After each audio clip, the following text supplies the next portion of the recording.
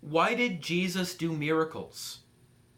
Well, one reason is that it proved that he had the authority to forgive sins.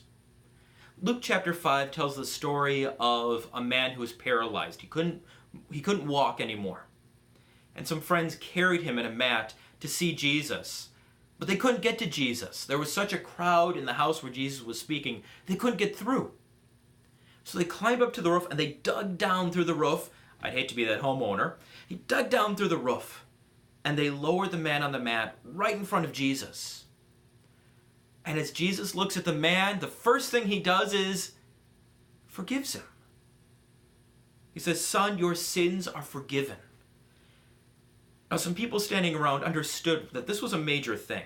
They were talking among themselves, no one can forgive sins but God. Who does this Jesus think he is? And Jesus answers, look, I have the authority, and let me prove it to you. Son, stand up and walk. And the paralyzed man, who was forgiven, now stood up and walked. You see, Jesus used the miracles to prove he had authority to forgive sins.